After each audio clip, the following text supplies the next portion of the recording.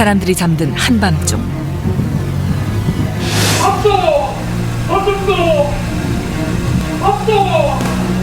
골목까지 새어나오는 절박한 할아버지의 음성. 어느 날부터 안 보이더라고요. 어느 날 갑자기 동네에서 사라진 할아버지에겐 차마 상상조차 하지 못할 일들이 매일 벌어진다고 했는데 숟가락으로 밖에서 자물쇠로 이렇게 해가지고 이제 자물쇠 문을 여니까 거기다 장판도 없고 시멘트 바닥에 이 깜깜한 데서 이렇게 쳐다보고 있더라고 멍하게. 여기 갖다 놓고 들어가라 하고 때리려 했다니까. 이거 심각한 거 아닙니까 그지? 죽기만을 기다리는 거지. 차디찬 골방에 갇혀 죽을 날만을 기다리고 있다는 할아버지. 처참하고 불쌍한 할아버지를 구해달라는 SOS였다. 매일 애타게 밥을 달라고 외치는 할아버지가 있습니다. 더군다나 할아버지가 생활하시는 방은 마치 수용소를 연상시킬 정도로 매우 열악한 골방이었는데요. 제보자는 이런 곳에서 할아버지가 살아계신 것조차 놀라울 정도라고 했습니다. 할아버지는 대체 어쩌다 이런 처지에 놓이게 된 것일까요?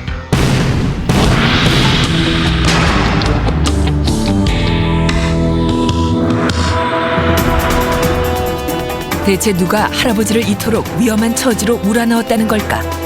동네에선 할아버지의 사정을 모르는 사람이 없다고 했는데 소리 난다 해서 어떤 소리가 난다고 그랬습니까? 밥 줘 가는 사람도 있고 배고픈 밥 줘 하고 막 두드리고 뭐 꼬람 지르고 배가 고파서 그런 거 아니지? 예. 불쌍한 사람이라요. 배가 고파가지고 막 길거리 댕기다가 그 기운 먹고 그만 밥을 안 준다고 하더라고요. 밥을 안 준다고. 그럼 혹시 최근에 오신 게 언제? 오래됐지. 나 그래서 죽은 줄 알았지. 그 집에 있다가네 가다 놨더니. 늘 굶주린 할아버지는 놀랍게도 감금까지 당하고 계신 듯했다.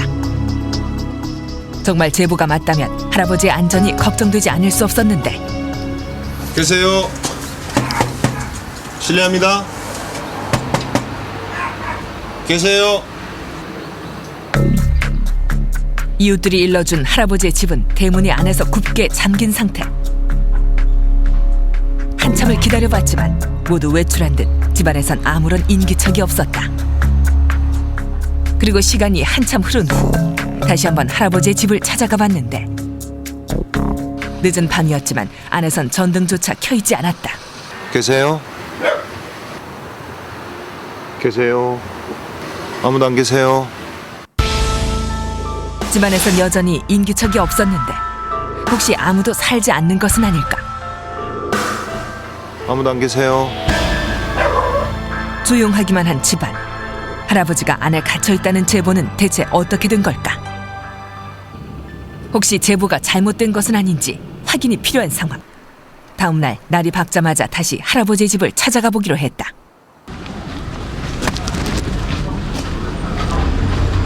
실례합니다. 계세요. 그때였다. 대문 앞까지 나와보는 사람은 20대로 보이는 젊은 여자. 바로 제보 속 할아버지의 딸이라고 했다. 이른 시각이라 아직 출근을 안 했는지 안에선 할아버지의 첫째 딸도 모습을 드러냈는데 둘러볼게요. 조심스레 집안 사정을 묻자 딸들은 어려운 형편부터 토로하며 집 곳곳을 보여주고 있었다. 지은 지 오래돼 곧 철거를 앞두고 있다는 집은 무척 허름한 상태. 문제의 할아버지는 보이지 않고 집에는 유독 온기가 없이 냉기만 흐르고 있었다. 저희는 보일러 안 돼요. 아예 고장나가 전기장판 가지고 그냥 생활한대요. 전기장판을요? 가족이 지금 몇 명이 여기서 생활을 하시는 건가요? 현재 상황 6명 정도예요. 부모님 다 계시고요. 그런데 어느 방문 앞에 서였다. 뭔가를 감추려는 듯 딸들이 아예 그 앞을 가로막고 서는 것. 방은 밖에서 숟가락으로 굳게 잠들기까지 했는데 이 방은 안 쓰는 방이에요. 이 방은 안 쓰는 방이에요? 네. 한번 볼 수는 있을까요? 아니요. 좀 더러워가지고요. 저희가 따로 보여드릴 수 있는 방이 아니해가지고요. 이 방을 왜 보여줄 수가 없는 방? 뭐 더러운 거 상관없어요. 저희가 쓰는 거래. 혹시 할아버지가 계신 방은 아닐까 의심스러웠지만 아버님은 그럼 언제 들어오세요? 아, 지금은 따로 나가 사세요? 엄마는 병원에 있고 지금 아버지는 엄마가 맨날 돌보고 계시는데 아프신데 또 할아버지 계시고. 할아버지가 최근 요양차 따로 나가 계시다는 딸. 딸의 말은 정말 사실일까? 몇 달 전까지는 한 번씩 낮에 되면 시끄러웠거든요. 근데 요즘은 얼마 전부터는 조용했어요. 그게 한 1년 건강이 안 좋아서 어디 병원에 있거나 어디 뭐 요양하러 보냈거나. 동네 이웃들 역시 할아버지를 못 본 지 오래됐다고 했는데 딸의 얘기대로 할아버지는 정말 다른 곳으로 옮겨가신 걸까? 하지만 할아버지의 안전을 위해서라도 명확하게 사실을 확인해봐야 할 터. 이른 아침 가족들은 외출을 하고 있었는데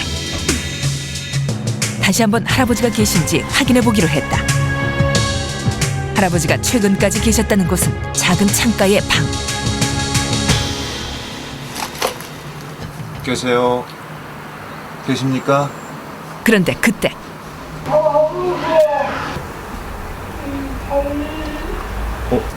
좀 소리 나는데? 안에 계세요? 아무도 안 계세요?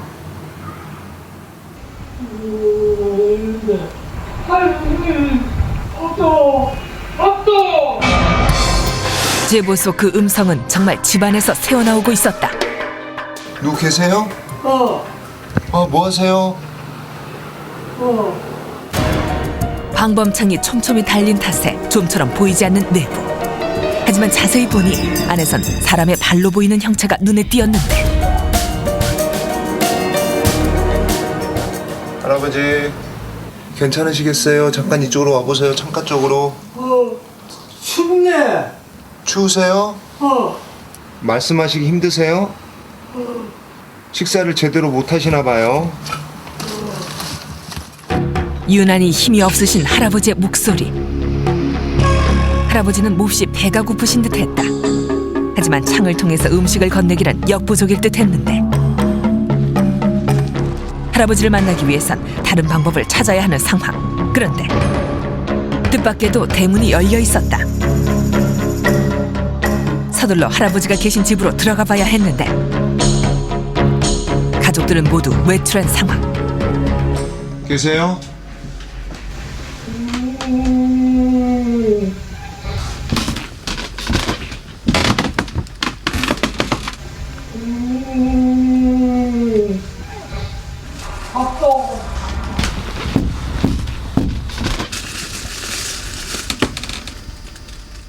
소리가 나는 곳은 숟가락으로 잠궈놓은 바로 그 창고방. 조심스레 문을 열자 아저씨. 아이고. 그 안에 한 사람이 보였다. 왜 여기 계세요? 밖에서 왜 문이 잠겨 있어요? 괜찮으세요? 암흑 속에 누워있던 사람은 제보 속 바로 그 할아버지였는데 도무지 믿기 힘들 만큼 놀랍고도 처참한 모습. 아, 지금은 따로 나가 사세요? 지금 아버지는 아프신데 또 할아버지 계시고. 아버지가 멀리 가 있다던 가족들의 말은 사실과 달랐다. 식사는 하셨어요? 밥 안 먹었어요? 죽 가져왔어요. 죽 먹을 거 밥. 배가 고프셨던 걸까? 죽을 받아들기가 무섭게 허겁지겁 삼키기 바쁜 할아버지. 그런데 급한 대로 요깃거리를 챙겨드린 후 둘러본 방 안은 그야말로 처참함 그 자체였다. 칠흑같이 캄캄한 방 안은 어른 한 명이 겨우 누울 만한 공간. 방 안은 오물의 악취까지 뒤섞여 숨쉬기조차 거북할 정도였는데 맛있게 드셨어요? 네, 고맙습니다. 예. 그래요. 언제부터 이렇게 계셨어요? 아이고, 이게 벽이에요. 이게 안 추우세요? 이게 다 시멘트 바닥이네. 곳곳에 눈에 띄는 건 더욱 처참한 환경. 차가운 시멘트 바닥에선 변기통과 밥그릇이 한자리에 나뒹굴고 있었는데 게다가 한겨울 칼바람까지 고스란히 들어오는 구멍 뚫린 창문까지 한눈에도 도저히 사람이 살만한 곳이 아닌 방 안은 할아버지의 건강까지 위협하고 있었다. 안 추우세요? 추워요. 추워요. 근데 보일러를 안 떼세요. 보일러가 없어요? 길게 있으니까 짬을 추워요. 이불 좀 더 갖다 달라고 아저씨 그러세요. 어디 다른 데 편찮은 데는 없으세요? 없으세요? 편찮은 데는? 그런데 아픈 곳이 없다며 다시 자리에 누워버리시는 할아버지. 혼이불 하나를 간신히 덮고 계신 모습이 몹시 위태로워 보였지만 이불이 완전히 그냥 헤어졌는데요. 할아버진 전혀 개의치 않으시는 듯 더 이상 말씀이 없었다. 그리고 할아버지 저희랑 지금 같이 가요. 할아버지 저희랑 지금 갈까요? 할아버지 저희랑 지금 같이 가요. 네? 안 가요. 왜요? 저희랑 같이 가시게요. 안 가요. 할아버지 저희랑 같이 가게요. 너무 춥잖아요. 무슨 이유인지 할아버지는 함께 나가자는 SOS팀의 제안을 한사코 거부하셨다. 그리곤 아예 자리에서 일어나실 기미조차 보이지 않았는데 할아버지에겐 대체 무슨 사연이 있는 것일까?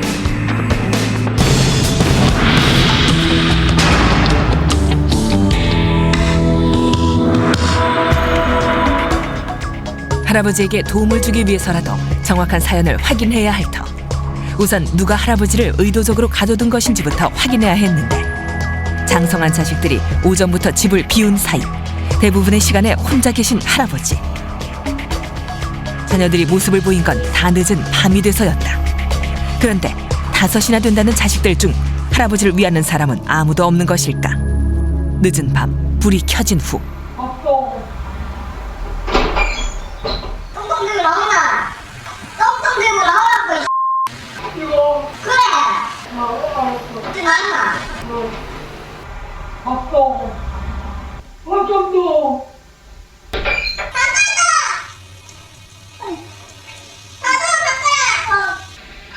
딸은 뒤늦게 식사를 챙기는 듯 했지만 놀라운 건 그 다음이었다.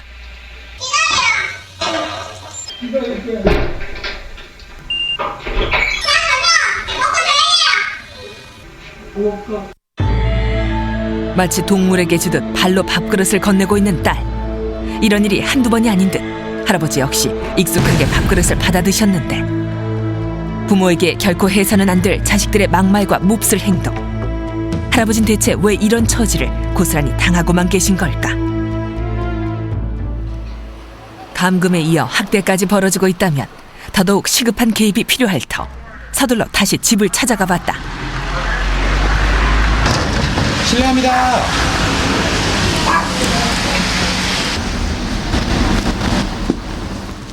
그런데 가족들이 모두 외출을 했는지 또다시 비어있는 집안. 할아버지를 홀로 둔 채 집이 비워진 사이 할아버지가 계시던 그 방은 아니나 다를까 또다시 숟가락으로 굳게 잠겨 있었다. 아버님.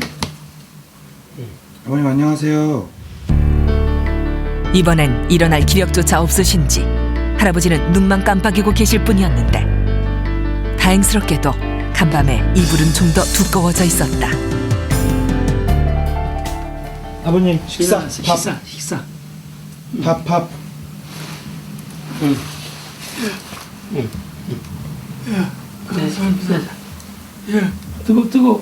뜨거우니까 살살. 그제서야 죽을 뜨기 시작하시는 할아버지. 뜨거워? 네.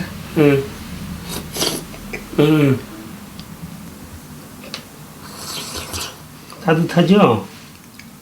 따뜻하지? 예, 감사합니다. 됐어요. 점심을 또 거르셨는지 할아버지는 연신 고맙다는 인사를 건네고 계셨다. 감사합니다. 드세요. 아이고. 예. 예. 또 갖다 드릴게. 예. 드세요. 쭉 드세요. 누가 챙겨주지 않으면 식사 하나 스스로 챙겨 드실 수 없는 형편. 게다가 할아버지는 얇은 옷으로 늘 혹독한 추위와도 싸워야 했는데 그래서일까 할아버지는 점점 더 기운마저 떨어지시는 듯했다. 하지만 그러면서도 왜 함께 나가자는 도움의 손길을 거부하시는 건지 걱정스러울 따름이었는데 감사합니다. 아유, 다 드셨어요? 예. 또 갖다 드릴게요. 그런데 안타까운 건 그뿐만이 아니었다. 잘리고 휘어진 할아버지의 손. 언제 닦으셨어? 언제 씻으셨어요? 씻은 지 오래됐죠? 누가 씻겨줘요? 손톱은 이물질이 잔뜩 낀 채 뭉그러져 있었는데 아버님 손이 너무 마르셨어요. 대체 얼마나 이런 세월을 보내신 걸까? 너무나 야위어버린 할아버진 밥을 드시는 것 외에는 누군가와 대화를 나눌 힘도 오래 앉아 계실 힘도 남아있지 않은 듯했다. 그렇게 또다시 그저 멍하니 허공만을 바라보시는 할아버지. 그 곁에서 할아버지의 처지를 대신 대변해주고 있는 건 텅 빈 밥그릇이었다. 집에 있을 때 간간히 챙겨주는 듯하지만 대부분 비어있는 할아버지의 밥그릇. 반면 거실에 놓인 강아지는 따뜻하게 입은 옷이며 밥은 늘 부족한 법이 없었다. 평소에도 충분히 채워져 있는 개의 사료. 할아버지는 짐승보다 못한 삶을 살고 계셨다. 많이 추우신데 저희랑 같이 가요. 따뜻한 곳으로 가시게요. 안 가요. 열악한 환경에서도 할아버지는 여전히 집을 벗어날 생각이 없으신 듯했다. 다시 한번 설득을 해보려 했지만 말문을 닫아버린 할아버지. 스스로 이런 현실을 받아들여 버리신 걸까?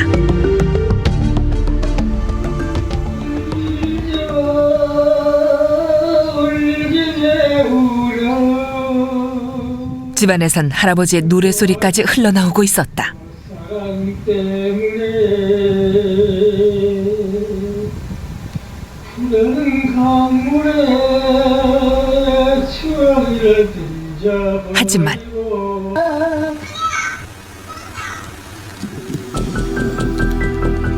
골방에 갇혀 인간으로서 누려야 할 최소한의 자유는 물론 부모로서의 존엄성마저 완전히 무너져버린 할아버지의 삶. 게다가 점점 더 심하게 야위어가는 할아버지의 몸은 어느새 생명까지 위협하고 있는 듯 했는데 할아버지를 도울 방법은 없는 것일까?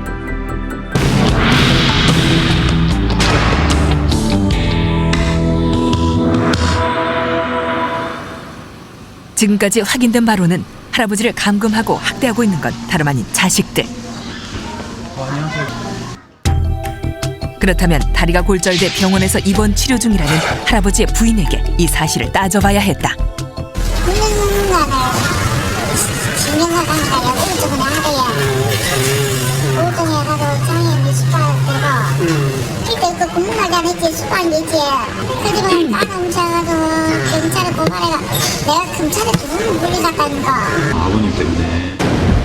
할아버지에게 우울증과 도벽이 있다는 아내. 게다가 저도 해봤어요. 그 밤은 어떨 때는 한장 갈 때 칼 들고 먹어 우리 다 도망가고. 아버님이 어머님이 일이 있으실 때는 감금이라고 아니요, 방금 아니지. 왜 그러냐면 옛날에 나무 집에 가가지고 도둑질 하는데 그 사람 얘는 차도입니다. 차도면 내가 뭐라 말하겠어요. 그럼 내가 죽을 노래 주시면 빌어야 돼요. 밥 짤좀 먹고 죽는 노래 하는 거. 우리 집에 저 인간들을 갖다 병원 가서 좀 갔다 이네. 돈이 없으니까 내가 얘. 남편을 감금한 건 형편상 어쩔 수 없는 선택이었다고 했다. 그만큼 애를 믿습니다. 양푼 내가 자살하고 싶은 만큼 애를 믿어. 아내는 이상해진 남편 때문에 되려 가족들이 힘든 시간을 보내고 있다며 발걸음을 돌렸는데 아내의 말은 정말 사실일까? 먼저 할아버지에게 정신적 문제가 있다는 주장부터 확인해봐야 했다. 촬영한 화면을 통해 전문의에게 할아버지의 상태에 대해 자문을 구해봤는데 전반적으로 지금 운동 능력도 떨어져 있고 인지 능력도 많이 떨어져 있고 그래서 뭐 원래 치매가 좀 있으셨을 것 같아요. 기본적으로 기본적으로 좀 있는데 오랜 동안 감금이 되셔서 그게 이제 더 악화됐을 것 같고. 할아버지에게 정신적 문제가 있어 보이는 건 사실이라는 것. 하지만 문제는 열악한 환경에 감금된 상황이 이를 더욱 악화시키고 있다는 점이었는데 감금돼 있고 하여튼 가장 악조건인 것 같습니다. 그래서 저 조건에 그냥 계속 앞으로도 지속된다면은 그러면은 인지 기능도 완전히 황폐해질 것 같고 그래서 되돌릴 수 없는 그런 단계로 가지 않을까 그렇게 봅니다. 게다가 이대로라면 곧 더 큰 문제가 발생할 수 있다고 했다. 가족들을 때렸다는 주장도 확인이 필요했다. 아저씨가 아닌 말을 때리는 게 아니야. 가지고 해. 그 이기지도 마 근데. 정치하려고 하면 아줌마가 아저씨가 싫으니까. 부인에게 폭력을 썼다라든지 자녀에게 폭력을 썼다라든지 하나같이 아내의 주장과 다르게 이야기하는 이웃들. 게다가 밖에 나와서 하는 걸 보면은 식구들을 먹여 살려고 노력은 많이 하는 게 눈에 보이죠. 너무 뭐 탐이 나서 일부러 훔치는 건 아니고 식구들로 부양하기 위해서 한 푼이라도 담돈 1원이라도 벌어보려고 하는 그런 욕망 그게 없었지. 그런 것만 보이죠. 어려운 형편 속에서도 가족들을 먹여 살리기 위해 유독 노심초사했다는 할아버지. 5이나 되는 자식을 키우기 위해 간의 수공업에 틈틈이 곰을 줍는 일까지 했지만 형편이 더욱 어려워지며 할아버지에겐 우울증이 찾아왔다고 했다. 항상 아버지 역할을 못하니까 그런 엄마도 서로 어딘지 그런 모르겠다면 학교도 공부도 시켜야 되고 엄마도 괜찮았고 너무 이제 이게 너무 생활이 이게 안 되니까 서로가 이래 된 거예요. 서로가 나쁜 사람은 아니에요. 심각해진 생활고에 설상가상으로 찾아들었다는 할아버지의 병. 실제로 지금도 가족들은 난방조차 하지 못할 만큼 극심한 생활고에 시달리고 있는 듯 했는데, 하지만 아무리 형편이 어려워도 할아버지에 대한 감금이 용인될 수는 없을 터 다시 딸을 만나봐야 했다. 병원을 왜 안 데리고 갔냐고요. 병원을 데리고 그전에 갔었죠. 병원 데리고 가면 그 돈이 만만치 않다는 거죠. 우리가 버는 수입이랑 아빠 병원비랑 똑같으면 우리는 다 굶어 죽어야 돼요. 충분히 뭐 성인들이 있으니까 부양이 가능한데 부양만이라도 할 수 있다 이거죠. 그러니까 소량은 저희도 아빠만 있는 게 아니죠. 동생도 있고 엄마도 있고 지금 저희는 하나도 했다는 거죠. 부양에 대해서. 아버님을 저희가 뵙고 뭐 아버님을 이렇게 조금 도와드릴 수 있는 그런 이런 돈 크게 저는 바라진 않아요. 바라진 않아서 왜 그러냐면 이런 가족들과 다 얘기를 해야 되니까 저는 조금 불편해요. 대화를 이어보려 했지만 마음의 문이 굳게 닫혀있는 딸. 집에 쌀 한 톨 없을 만큼 극심했다는 생활고는 그렇게 감금과 학대에 대한 죄의식마저 앗아가버린 듯했다. 하지만 문제는 이대로 방치될 수 없는 할아버지의 상태. 게다가 학대는 세월이 지나며 점점 더 그 그림자를 키워가는 걸까. 병원비가 없어 어쩔 수 없이 아버지를 가뒀다는 자식들은 이제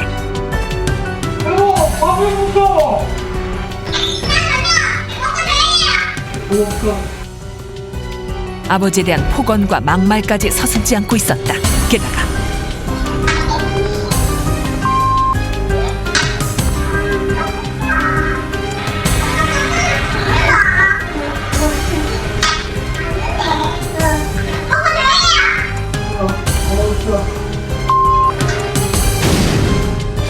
할아버지에게 폭력까지 이어지고 있는 상황. 이제는 방법을 찾아야 했다. 할아버지를 도울 방법은 무엇일까? 전문가들의 대책 회의가 열렸다. 화면을 확인한 전문가들 역시 그 끔찍한 환경에 무척 놀라워하고 있었는데, 노인 학대가 분명합니다. 자녀들이 이제 아버지를 학대하는 현상이 일어난 거죠. 사도마조이즘이라고 전문 용어로 부르는데요. 이게 뭐 학교에서 학생들의 그 집단 따돌림 현상하고 비슷한 현상이 이 가족에서도 일어나고 있습니다. 자녀들이 이거를 아버지 탓으로 돌리고 그래서 이런 현상이 벌어지지 않았나 이런 생각이 듭니다.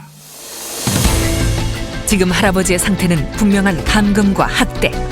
비록 첫 시작은 불가피한 사연이 있었다 하더라도 치료가 필요한 할아버지를 상당 기간 골방에 가둬둔 채 방치했던 가족들에겐 그 법적인 책임 또한 크다고 했다. 가족 구성원들이 전체가 가정폭력의 공범 형태로 이루어지는 것이라고 보여집니다. 그리고 이런 경우는 존속 감금죄 또는 존속 감금을 하고 난 뒤에 가혹한 행위가 이루어지는 경우에는 중감금죄라는 게 있습니다. 존속 감금의 경우에는 10년 이하의 징역 또는 7,500만 원 이하의 벌금에 처하도록 되어 있습니다만, 그게 가혹행위가 더 붙여지면 그런 경우에는 2년 이상의 유기징역형에 처하도록 되어 있습니다. 회의 결과 할아버지는 긴급한 치료와 안정이 필요한 상태. 외부의 개입을 통해서라도 할아버지를 즉시 격리해 치료를 연기하는 한편 가족들에겐 필요할 경우 법적인 책임도 따져묻기로 했다. 무엇보다 할아버지를 안전한 곳으로 모시는 것이 급선무. 설득을 위해 지역의 전문가들도 함께 나서주었는데 계세요. 실례합니다. 대답은 없지만 안엔 사람이 있는 듯했다. 따님 계세요?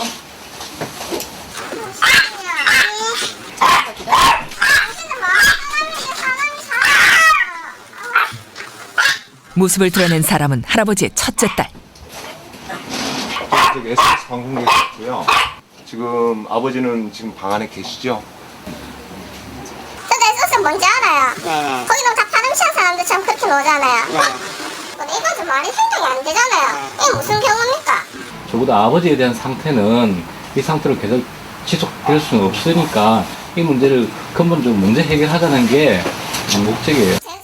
오랜 설득 끝에 딸은 사람들을 방으로 안내하고 나섰는데 저기도 받아 네가 여기 와서 저희 들어가시죠. 우선 할아버지를 감금한 이유부터 다시 확인해봐야 했다.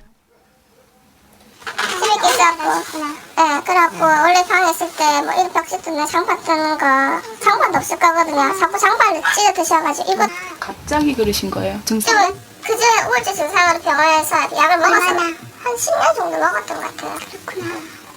고등학교 때 IF 왔었는데 그때 아빠가 공장이 계속 힘들어지고 저희 애들 5명이다가 고등학교 때? 네. 그때 힘들어서 계속 우울증 약 드시다가 3, 4년 전부터인가 계속 다른 데서 먹고 훔쳐오고 동생도 가끔씩 학교에 있다 갔다 오면 공장 안에서 철 같은 거 있었는데 때릴 때 저런 걸 때렸고 기본적인 인간적인 생활을 할 수 있는 그런 부분이라도 해줘야 될 거 아니에요. 그런 부분이라는 거는 어떤 건가요? 그러니까 뭐 밥을 먹는 거라든지. 밥을 안 줬다. 그럼 벌써 굶어 죽어야죠. 안 그래요? 예. 하지만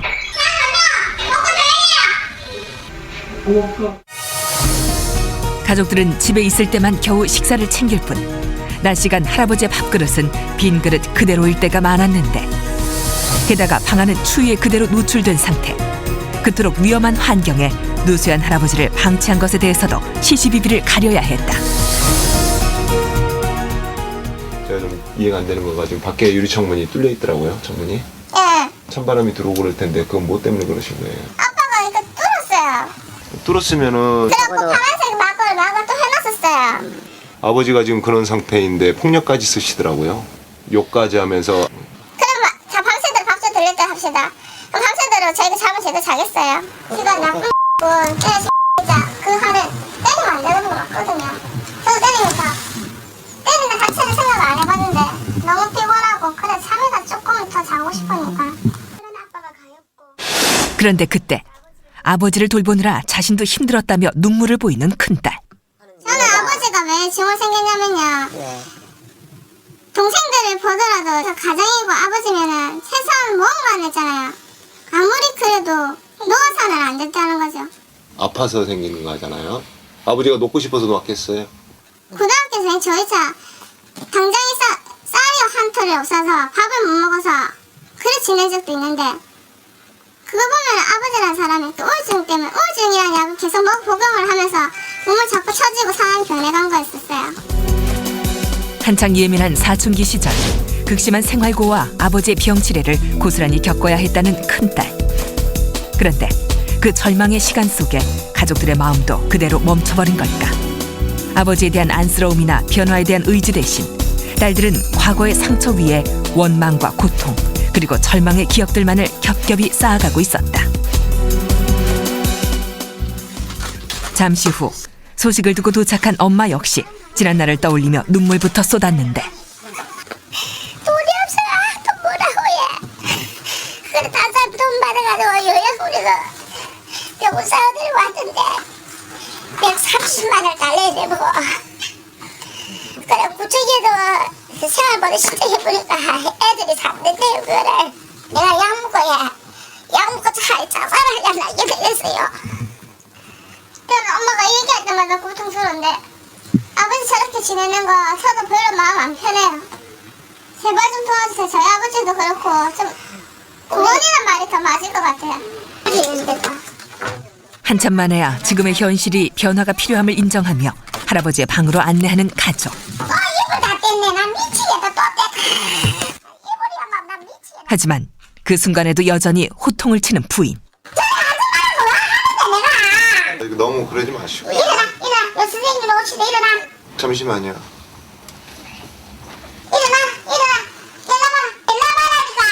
일어나봐라. 자, 놔둬보세요. 예. 한참 추위에 떨어서인지 안색마저 창백해 있었지만 타박뿐인 가족들. 일어나실 수 있겠어요? 일라야.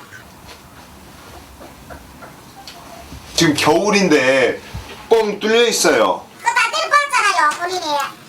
아니, 때려 부은 거 이건 멀쩡하잖아요. 그건 내가 붙이세요. 여기를 때려 부시면 밖에다 붙일 수도 있는 거잖아요. 아니요. 부부간엔 최소한의 연민도 남아있지 않은 걸까. 아니, 어머니 같으면 이 방 안에서 생활할 수 있겠어요? 우리는 생각했답니다. 아내는 끝까지 당당했다. 그런 아내 앞에서 아저씨, 괜찮으시겠어요? 말씀하실 수 있겠어요? 할아버지는 아무 말씀도 없이 애꿎은 이불만 챙기고 계셨는데 목욕은 언제 시키셨어요? 한 번씩 가요. 남동생이랑. 딸의 말이 사실이라면 할아버지의 몸이 이 지경이 될 수 있었을까. 그나마 다행인 건 아버지, 이분들 병원에 모셔준대요. 가요. 맥박이 좀 드리시고. 이제라도 할아버지에게 응급조치가 이루어진 것이었는데 다행히 할아버지의 몸은 병원으로 이송하는데 큰 무리가 없는 상태. 잠시 후 할아버진 서서히 발을 떼고 계셨다. 떠나도 된다는 딸의 한마디 때문일까. 할아버진 기력을 다해 그렇게 한 발 한 발 걸음을 떼고 계셨다. 그렇게 주인이 떠나자 더욱 처참해 보이는 방 안. 이 공간에서 보내온 외로운 나날도 추위와 악취 속의 식사도 오늘로써 마지막을 구하고 있었다. 인간으로서 이렇게 이런 공간에서 살아 있다는 게 참 신기할 정도입니다. 대체 얼마 만의 외출일까? 바깥 세상을 향해 다시 모습을 드러낸 할아버지. 그런데 견디기 힘들었던 극한의 고통에서 마침내 벗어난 그 순간 먼저 모습을 드러낸 건 만신창이가 된 할아버지의 몸이었다. 손가락이 휘셨네. 부러진 거예요? 부러졌다가 너무 치료 안 해가지고 좀 따르게 굳어버린 것 같아요. 영양 공급이 안 된 탓일까? 악취가 코를 찌르는 발에서는 발톱이 빠져 있는가 하면 심한 각질까지 일어나 있었는데 그제서야 할아버지가 걱정이 됐는지 아내는 남편에게 마지막 인사를 건네고 나섰다.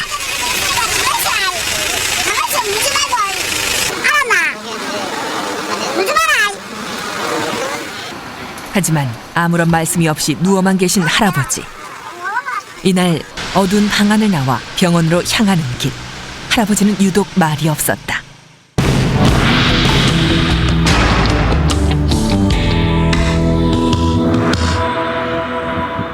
끔찍한 골방에서 할아버지의 몸이 상하시진 않았을까. 정확한 검진이 우선이었는데 병원에 도착하고 놀라운 건 그 다음이었다. 마치 뼈밖에 남아있지 않은 듯 앙상하게 말라있는 할아버지의 다리. 그 모습은 살아있는 미이라를 연상케 할 정도였는데 어떻게 몸이 이 지경이 되도록 지내오셨던 걸까. 할아버지의 몸무게는 불과 35kg. 의료진도 놀랄 정도였다. 그런데 추우세요? 이불? 여기 이불 여기 있어. 이불. 한 가지 더 눈에 띄는 건 할아버지가 계속 이불을 찾고 계시다는 점이었다. 오랜 시간 골방에서 살을 내는 추위와 싸워야 했던 할아버지. 한겨울 영하의 날씨에도 할아버지에겐 다 뜯어진 얇은 혼잎을 한 장밖에 주어지지 않았는데 그 극심한 고통 때문일까. 할아버지에겐 이불 한 장이 무척이나 소중한 듯했다. 검사를 받을 때조차 할아버지는 이불에서 손을 떼지 못하시고 계셨는데 금방 하시면 빨리 끝나니까 그렇게 하세요. 그럼 이불 덮어드릴게요. 다 끝나면 이불 다 덮어드릴게요. 자자자자 다 끝나면. 그렇게 할아버지를 안심시킨 후 검사는 다양하고 또 신속하게 이루어졌다. 검사를 마친 후 다시 이불을 덮어드리자 할아버지는 한결 안정을 되찾으신 듯 했는데 이어진 건 식사 시간. 밥을 보자 기다리신 듯 할아버진 이내 수저를 드셨다. 하지만 반찬하고 같이 드세요. 방 안에 갇혀 지내시는 동안 바닥에 엎드린 채 숟가락 하나로 식사를 해오신 탓일까. 반찬도 드세요. 반찬. 자.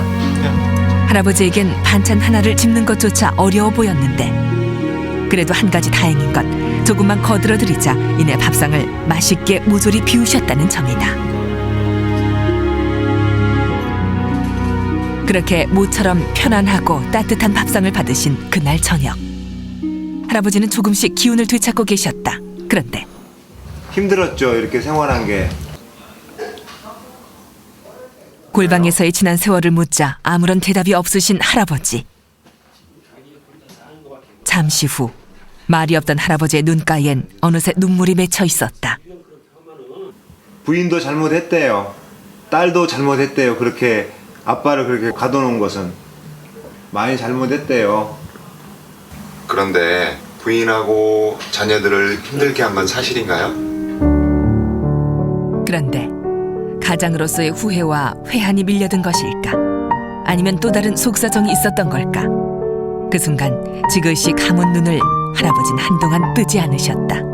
오랜 우울증과 치매로 비록 정신은 온전치 못하지만 골방에서의 시간 그리고 가족들로부터의 상처를 온 마음으로 느끼고 있는 듯한 할아버지. 오늘 밤만은 그 기억으로부터 벗어날 수 있을까?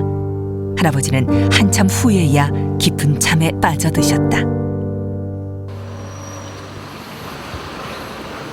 그런데 할아버지가 병원에 입원한 이후 10년 넘게 한 동네에서 가족들을 지켜봐 왔다는 주민들은 하나같이 한 목소리를 내고 있었다. 아줌마도 나쁜 사람은 아니에요. 워낙 환경이 그렇다 보니까 그 생활 자체가 그렇다는 그 이유밖에 없어요. 그 집에는. 한때 단란했던 가정이 이토록 무너진 건 다름 아닌 끔찍한 생활고 때문이라는 것. 전문가들 역시 그 상처를 들여다볼 필요가 있다고 했는데 너무 불쌍하기도 하고 그런데 우리도 그러니까 진짜 돈을 많이 벌어서 괜찮으면 해주고 싶어요. 저희도 아빠 데리고 외출하고 싶고 같이 외식하고 싶어요. 근데 실제 부모를 학대하고 싶은 자식이 어디 있을 수 있을까? 며칠 후 전문가들의 조언에 따라 가족들 역시 전문적인 상담을 받아보기로 했다. 그제서야 속마음을 하나씩 털어놓은 가족들. 그런데 검사 결과는 예상보다 훨씬 심각한 듯했다. 엄마가 이렇게 우울해지면서 신경도 날카로워지시고 엄마는 아주 심한 우울증에다가 이 분노에 가득 차 계시고 따님의 반응에서도 히스테리 반응이 아주 심하게 나오고 그다음에 내재된 분노 반응이 엄청 크게 나왔어요. 이런 거에 대한 치료가 꼭 필요해요. 내재된 분노와 우울증이 있는 엄마는 물론이고 딸 역시 우울증이 심각한 상태라는 것. 서러운 듯 딸은 계속해서 눈물을 쏟아내고 있었는데 아무래도 고생을 제일 많이 했으니까요. 누가? 엄마 저희들이 가족끼리 초등학교 다니고 아직 못 살았어요. 맨날 쳐다보고 그러는 그동안 힘들었는데 잘 버텨줘서 잘 버텨줬어요. 고맙다. 고맙다. 엄마. 어머님 마음 맞아요. 어머니 괜찮아요. 생활에 치여 사느라 서로를 돌아볼 여유가 없었다는 모녀. 마음을 털어놓고 얘기하는 것도 이번이 처음이라고 했다. 벗어나려 발버둥 쳐도 숨 막히게 죄어왔던 생활고 앞에 가족들은 점점 부모 자식 간의 정마저 메말라 갔다고 했는데 그런 가족들에게 전문가들은 새로운 솔루션의 필요성을 제시했다. 자신들도 스트레스를 받고 자신들도 건강하지 못하니까 아버지를 대상으로 이제 자신의 피해 감정, 피해 의식을 이제 아버지한테 학대하는 방향으로 간 건데 그렇다고 이 가정을 말이에요 형사 처벌을 한다든지 그런 것만이 능사가 아닌 것 같아요. 가정폭력 범죄 예방에 관련된 법률이 따로 있습니다. 그런 법률에 따라서 우선적인 처벌을 필요로 하면 상담부터 치료 행위를 하는 것이 필요할 수가 있는 것입니다. 가족들도 공황 상태에 있었던 만큼 처벌보다는 치료가 우선이라는 게 공통된 의견. 한편 그 사이 할아버지가 계신 병원을 다시 찾았는데 만성병색 소견을 보이고 있고 혈액 검사 결과에서 보이는 혈청 단백질과 알부민이 현저하게 떨어져 있고 빈혈 소견을 보입니다. 그래서 아마 이러한 소견은 식사를 잘 하지 못해서 소모증, 일종의 이제 영양실조증이라는 것은 음식 섭취가 현저하게 감소되었을 때 오는 것이거든요. 그동안 부실한 식사로 인해 심한 영양실조가 와 있다는 할아버지. 하지만 지금부터라도 치료를 잘 받으면 금세 호전이 될 수 있다고 했는데, 그런데 할아버지를 만나기 위해 다시 병실을 찾았을 땐 다른 손님이 먼저 할아버지를 뵙고 있었다. 손님은 다름 아닌 아내와 막내딸. 말을 아끼고 있었지만 정신과 치료 덕분인지 아내와 딸 역시 마음이 조금씩 안정되고 있는 듯 했는데, 딸은 막 할아버지의 식사를 챙기고 있었다. 아버지, 제가 먹여줘서 더 맛있는 것 같아요. 그리고 그런 딸이 고마운 듯 어느 때보다도 더 편안한 얼굴로 식사를 하시는 할아버지. 한편 이날 더없이 좋은 날을 기념해 한켠에선 병원 관계자들이 깜짝 파티를 준비하고 있었다. 건강하시고 몸도 좋아지셔가지고 행복하게 사셔야 됩니다. 할아버지에겐 정말 뜻밖의 선물이었는데,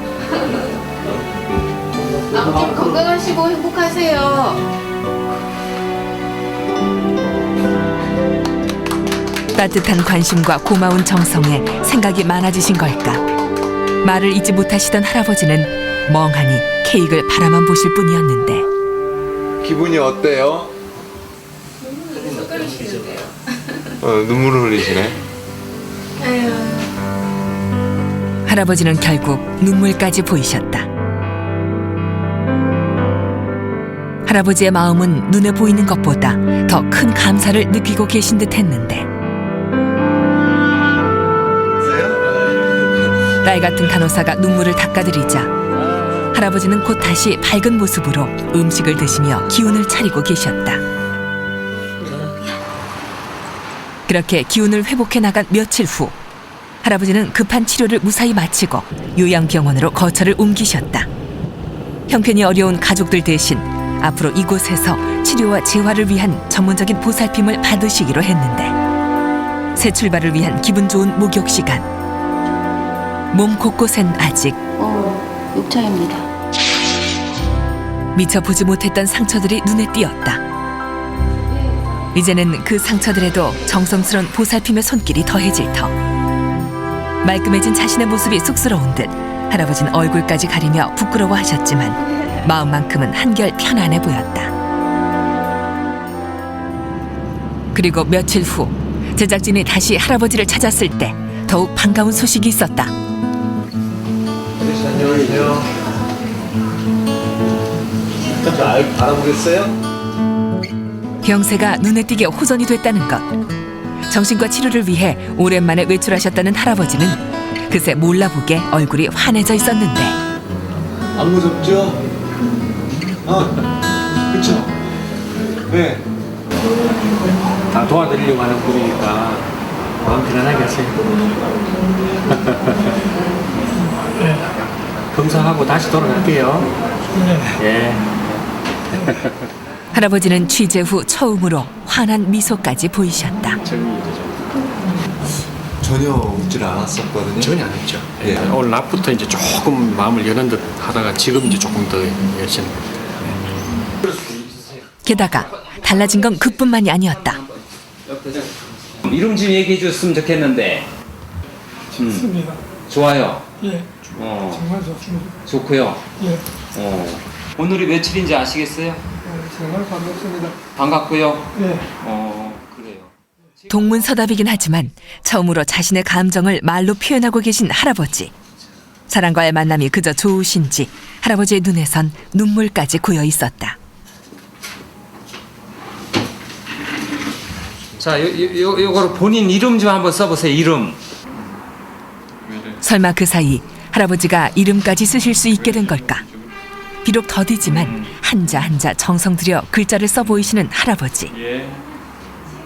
비록 이름은 아니었지만 그 글자는 차트에 적힌 단어 그대로였다. 그리고 잠시 후 아저씨 성함이 어떻게 되세요? 이름? 이름이 어떻게 되세요? 성함 이름?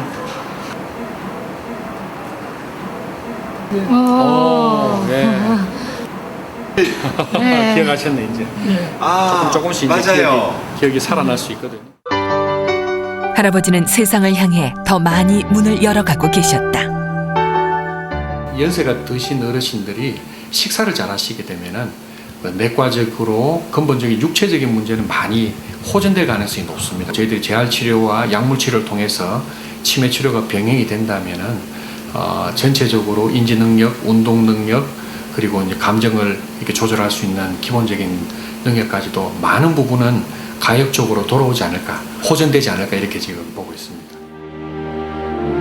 사람들의 따뜻한 관심과 보살핌 속에 놀랍도록 빠르게 정상 기능을 회복해가고 계신 할아버지. 마지막 벼랑 끝이라 여겨졌던 골방 속 할아버지의 삶은 그렇게 다시 희망과 치유의 이름으로 바뀌어가고 있었다. 아버지의 이름을 지키고 싶었지만 끝내 그 이름을 지킬 수 없었던 아버지. 가난으로부터 자식들을 지키고 싶었지만 그 절박한 마음이 결국 병을, 더 큰 가난을 키우고 말았던 아버지. 기가 막힌 골방에서의 삶마저 말없이 받아들이고 계셨던 건 아버지로서의 그 마음 때문이었을까. 아버지의 그 마음이 가난을, 과거의 상처를 치유할 수 있는 진정한 힘임을 지금이라도 가족들이 함께 보여줄 수 있길 진심으로 기원해본다.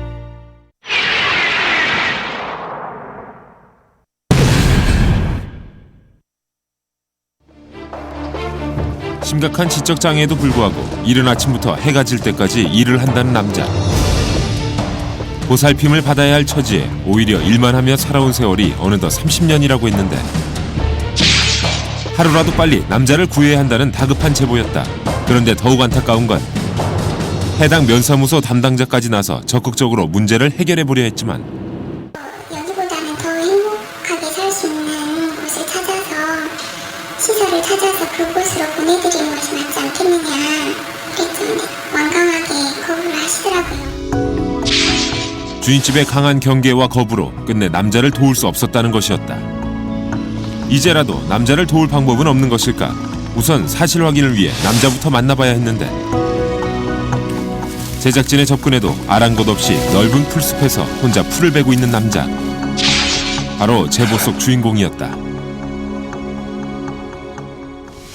저기다 옮겨드릴까요? 아니, 닥쳐. 나도요? 일하는 거 힘들지 않으세요? 네. 괜찮으세요? 네, 괜찮아요. 낯선 사람이라 그런 것일까? SOS팀의 호의를 단번에 거절하고 그저 묵묵히 일만 하는 남자. 이렇게 베고 옮기기를 몇 차례나 했던 것일까? 남자를 따라간 곳에는 이미 많은 양의 풀들이 베어져 있었는데 모두 남자 혼자 벤 것인 듯했다. 남자를 따라가 본 집안 역시 마당은 남자가 베어놓은 듯한 풀들로 가득한 상황. 주인집이 마을에서 제법 큰 축사를 가지고 있다더니 남자가 벤 풀은 그 축사를 위한 것인 듯했다. 그런데 겨우 풀베기를 마쳤는가 싶더니 또다시 소에게 먹이를 주는 남자. 남자는 좀처럼 쉬는 법이 없었는데 그런데 그때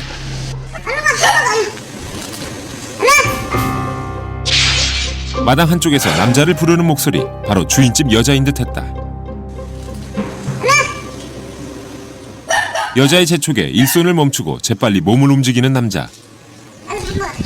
여자는 남자가 방으로 다 들어가도록 단단히 곁을 지키고 있었는데 집안에서는 더 이상의 사정을 확인하기가 힘들어 보였다. 다음 날 이른 아침, 남자를 다시 발견한 곳은 어느 밭이었다. 곁에는 주인 여자도 함께였는데 이놈을 이렇게 부둥 꼬라까세 내가 돈 박으면 그냥 섭섭해라고서. 무엇이 그토록 못마땅한 것일까? 시종일관 남자를 다그치는 주인 여자. 남자는 그저 눈치를 보며 재빨리 움직이고 있었는데 어떻게든 지시에 따라 일을 해보려 애를 쓰는데도 불구하고 급기야 남자를 밀며 재촉까지 하는 주인 여자. 주인 여자의 끊임없는 다그침에 남자는 좀처럼 쉴 틈이 없어 보였다.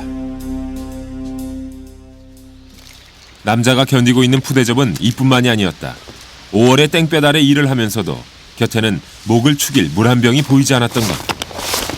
아저씨, 이거 시원한 물 좀 드시고 하세요. 물 좀 드세요.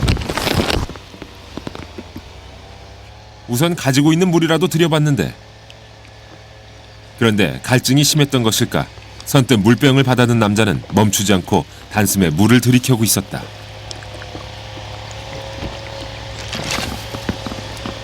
갈증 많이 나셨나 보네. 네?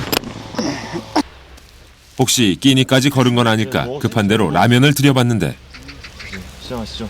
드세요. 드시고 하세요. 그런데 라면을 받아든 남자의 태도가 좀 이상했다. 먹지 않고 한참을 머뭇거리고만 있는 것. 그렇게 한참 동안 젓가락을 들고 망설이기만 하던 남자는 잠시 후 조심스레 라면을 입으로 가져가 보는데 설마 처음 먹어보는 것일까? 라면 처음 드셔보세요? 예. 한 번도 못 드셔보셨어요? 예. 뜻밖의 대답이었다. 라면을 처음 먹어본다는 남자. 하지만 처음 맛본 라면 맛이 나쁘지 않았던 것일까? 남자는 남은 국물까지 모두 털어넣더니 그것도 모자라 건더기 하나까지 남기지 않았다. 라면만으로는 양이 모자란 듯해서 빵 하나를 더 들여봤는데, 그런데 또다시 이리저리 둘러보기만 하는 남자.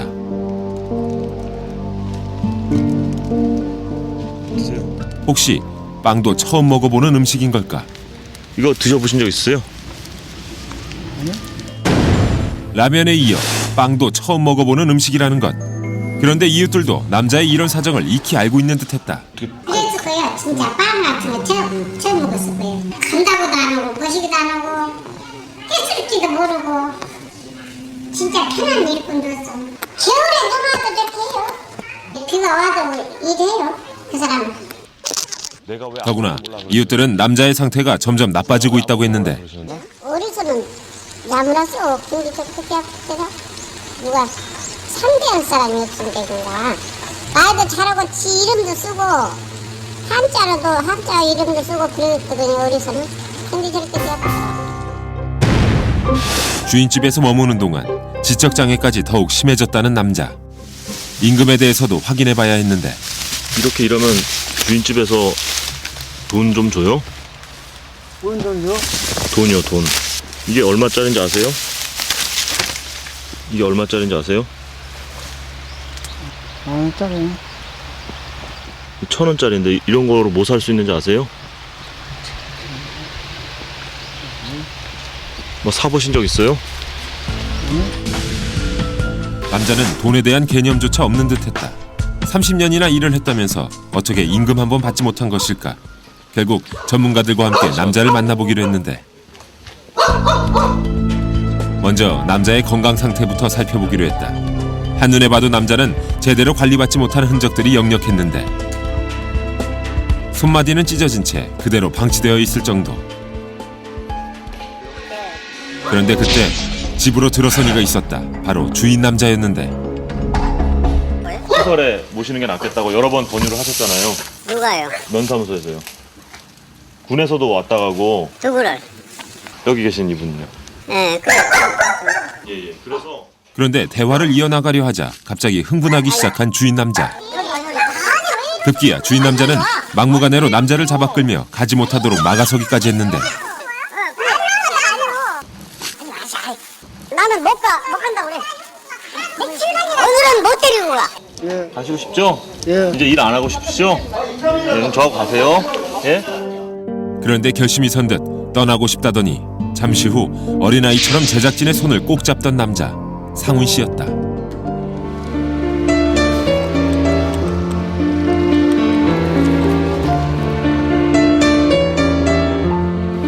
라면 처음 드셔보세요?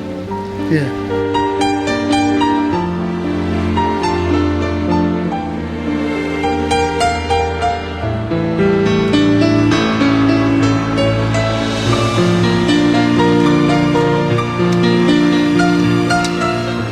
마음에 드시면 옷 갈아입고 나오세요.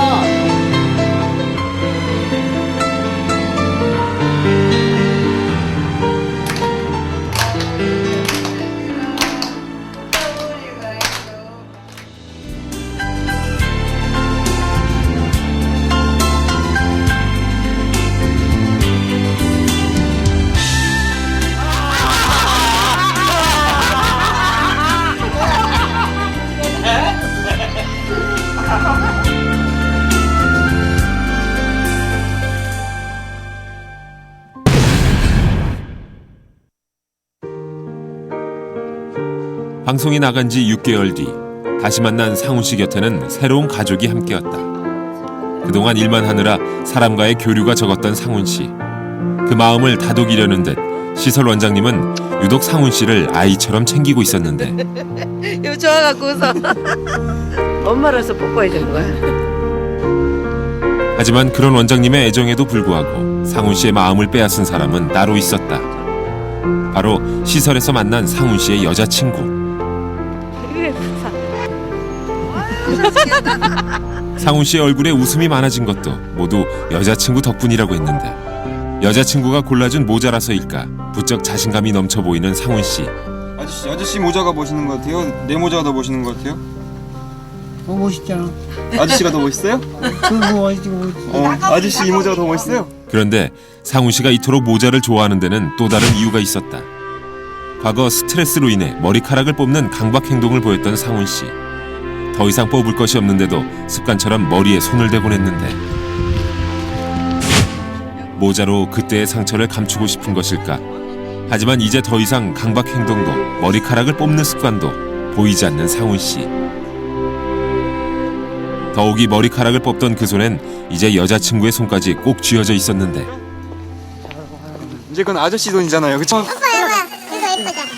예쁘잖아 이거. 예쁘다는 여자친구의 한마디에 얼른 화분 하나를 선물하는 상훈 씨. 그건 예뻐요? 예쁘다 내 꽃이. 못 벌려줄 건데 못 벌려줄 건데. 평소 무뚝뚝하다는 상훈 씨도 여자친구 앞에서만큼은 다른 모습.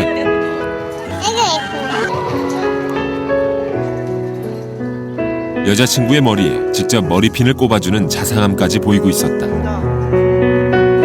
그런데 그 순간 눈에 띄는 변화는 또 있었다. 상훈 씨가 직접 계산을 하고 있었던 것. 얼마요? 5,000원. 그러고 보니 모든 계산을 상훈 씨가 하고 있었는데 이게 얼마짜리인지 아세요? 1,000원짜리인데 이런 거로 뭐 살 수 있는지 아세요? 과거 돈에 대한 개념조차 없었던 상훈 씨. 어떻게 이런 변화가 가능했던 것일까? 지난 6개월여 반복되는 학습과 훈련을 통해 돈에 대한 개념을 꾸준히 익혀왔다는 상훈 씨. 비록 더디지만 학습은 효과를 발휘하고 있었다.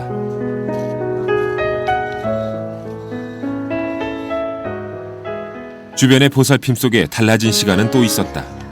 요즘 상훈 씨가 푹 빠져 있다는 미술 수업. 그림을 그리는 시간만큼은 여자친구조차도 뒷전일 정도로 집중력을 보이고 있었는데 실력 또한 동료들보다 한 수 위라고 했다. 집중을 잘 하시고 색감도 좋고 이렇게 처음에서 끝까지 잘 따라오는 것 같아요. 좋아하면서. 오랜 시간 고립된 탓에 아직 감정 표현이 서툴지만 그림을 그릴 때만큼은 풍부한 표현력을 자랑한다는 상훈 씨. 그렇게 한 발 한 발 나아가는 사이 상훈 씨 곁에는 사람의 온기도 늘어나고 있었다. 늘 사람을 경계하더니 이제는 과자 하나를 나눠 먹어도 사람들과 어울려 정을 나누는 일에 점점 익숙해지고 있는 상훈 씨. 처음에는 어땠어요? 처음에는 말도 안 했는데요. 지금은 이제 말 잘해요. 그리고 노래도 가끔 부르고요. 동료의 칭찬에 기분이 좋았던 것일까?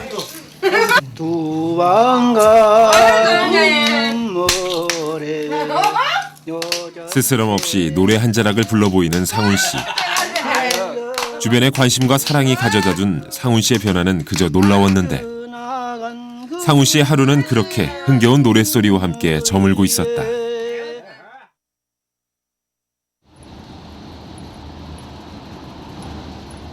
다음 날 특별한 외출에 나선 상훈 씨. 여자친구까지 떼어놓고 어딜 가나 싶었는데 비가 오는 궂은 날씨에도 불구하고 큰 길까지 상훈 씨를 마중 나와 있는 사람들은 다름 아닌 형 내외였다. 안녕하세요. 비 오는데 아이고 오느라고 했었어. 힘든데 힘들지. 응. 네. 안녕하세요. 그 사이 동생이 살고 있는 시설로 몇 번 찾아가긴 했지만 동생이 이렇게 찾아온 건 처음 있는 일. 형 내외는 진심으로 동생의 방문을 반기고 있었다. 아이고 반가워라 우리 삼촌. 그리고 한쪽으로. 가까이에서 보살피지 못하는 미안함에 앉자마자 동생의 상태를 살피고 또 살피는 형. 하지만 과거에 비해 몰라보게 달라진 상훈 씨의 손이 먼저 형의 마음을 위로하고 있었다. 부모가 못했던 걸 내가 해줘야 되는데 한 번도 벌어서 먹고 살라고 이리 뛰고 저리 뛰고 하다 보니까 그 못해준 뒷바람이 너무나 아프다고 지금 내가. 몇 번이고 동생 앞에서 용서를 구하고 또 구하는 형. 어때요 내부? 몸은 괜찮아? 미안하다 형. 미안해요. 오가는 건 짧은 대화였지만 형제는 오래도록 서로의 손을 놓지 않고 있었다. 그 사이 먼 길을 찾아온 시동생을 위해 형수는 평소보다 푸짐한 밥상을 차려냈다.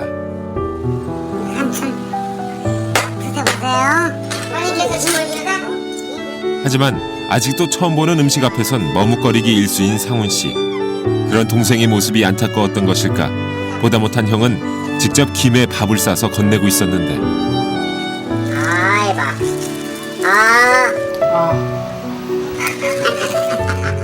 형이 싸준 밥을 입에 넣고서야 비로소 미소를 짓기 시작한 상훈 씨. 어떻게 하면 동생에게 좀 더 많은 것을 먹일 수 있을까? 그렇게 가족은 정성스레 한 입 한 입 상훈 씨가 무사히 식사를 마치도록 끝까지 거들고 있었다. 그날 밤 상훈 씨의 잠자리를 준비하는 형의 손길은 유난히 즐거워 보였는데. 근데 여기 두 분 주무시면 방 꽉 찰 것 같은데. 아 둘이서 자는데 난 마루에서 잘 거야. 오늘 쫓겨나시는 거예요? 아 쫓겨나. 아이고 괜찮아. 형수는 두 사람을 위해 기꺼이 안방을 내주기로 했다. 그래 같이 자자고. 먼저 자리를 잡고는 형에게 빨리 누우라며 보채기까지 하는 상훈 씨. 좋지. 자 우리 애기. 이렇게 형제가 나란히 누워보는 게 대체 얼마만일까. 그때 상훈 씨의 얼굴에선 다시 환한 미소가 떠올랐다. 형의 바로 옆자리, 꿈마저도 아늑한 듯 상훈 씨는 그렇게 단잠을 잤는데. 다음 날 더욱 특별한 시간까지 보내고 있는 상훈 씨 형제.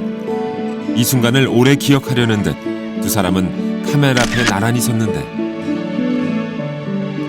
처음 가져보는 가족 사진. 그 속에서 상훈 씨는 더 이상 혼자도 표정이 사라진 얼굴도 아니었다.